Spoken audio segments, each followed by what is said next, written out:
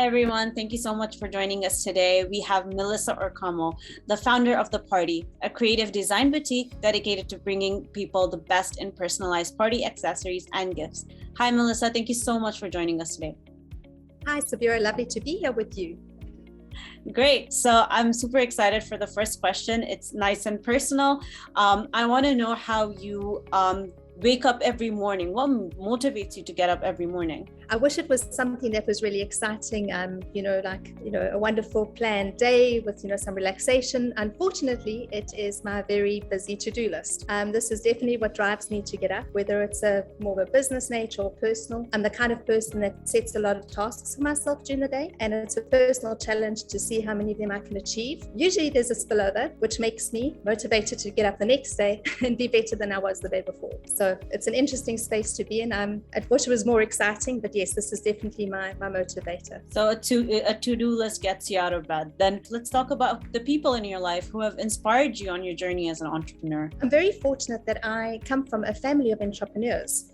I didn't really realize this until recently. My mom's side of the family is definitely generations of entrepreneurs. My grandfather had a very successful business in South Africa. He supplied all the swimming pool tiles for all the schools in South Africa. So that was always quite interesting. During my junior school and my high school, whenever we had PE lessons, I would be swimming in a swimming pool with tiles provided by my grandparents, which is really incredible. And that led on to my uncles, both my aunt's husband and my mom's brother, having their own businesses. So I've grown up in a family where there's been a very strong entrepreneurial drive and spirit. And without realizing this, I've seen people succeed, and it definitely has had an impact that you really can do anything you put your mind to, and success is achievable, especially if it's something you love and you're doing what you love. That's really nice to hear. So ever since you were young, you were always surrounded by entrepreneurs. Then I'm sure that from your family members and yourselves, you guys have made mistakes time to time. Now, what is the biggest mistake that you're glad you made? Well, funny enough, it's actually becoming an entrepreneur.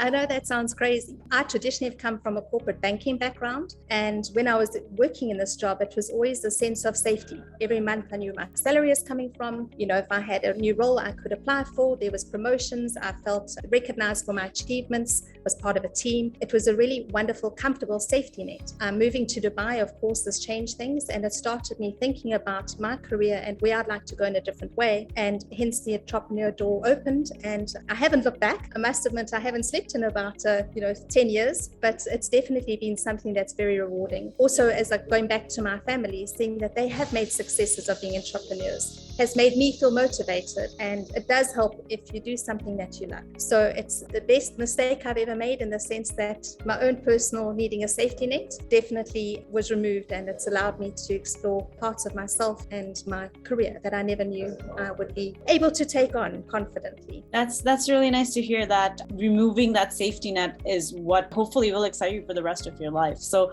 then in that case, how do you balance your time then from the party and your personal priorities and passions? Well, the business is definitely a passion business. It started off in that way. I think like many small businesses, especially when it's a female-owned entrepreneur business, it has to fit in with your lifestyle. So it has to fit in with family. We live in a very transient place where often, the wife or the homemaker is the one that's taking care of, guests and visitors, etc., and making a home in the UAE. So for me, it's very much integrated because we really do love what we do. We add some joy and happiness to people's business, or to lives and their business. We have both personal and corporate clients, and our name reflects that as well.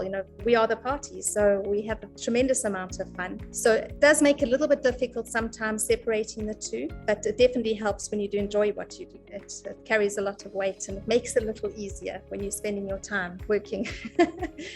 Great. Now, you're a small business owner in the UAE.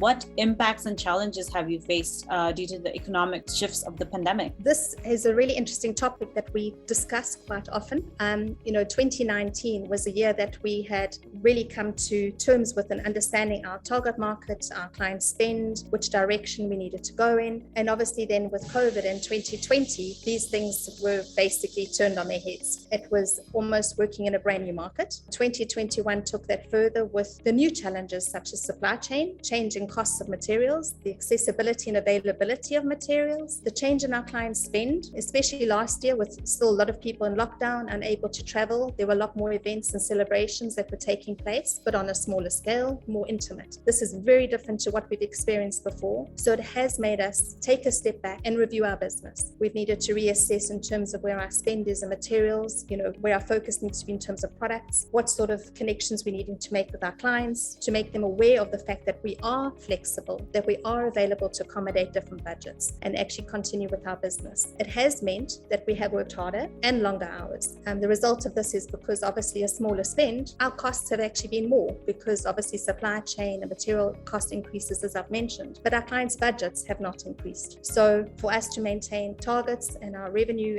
aspirations, we've needed to make sure that we have got more orders coming through the door. And obviously they're only 24 hours in a day. So it means that we're having to work smarter and definitely harder, but it has had its rewards. Our business has kept on growing in a positive direction. And for that, we're very grateful. That's really good to hear. What skills, tools, and resources have helped you build resilience and adaptability as a woman entrepreneur?